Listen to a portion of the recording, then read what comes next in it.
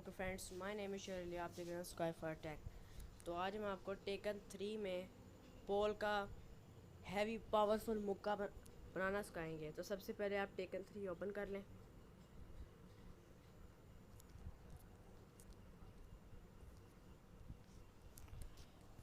यहाँ पे ऊपर आए और नीचे की इसमें आए और इसमें आके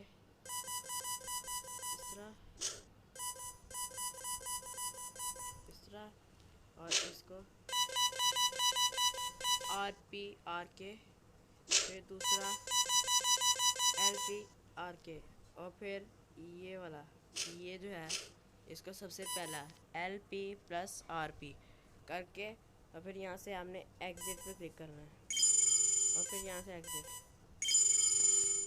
और फिर आप इस पे एक्टिव मोड पे हैं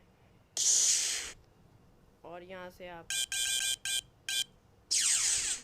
पॉल ले लें।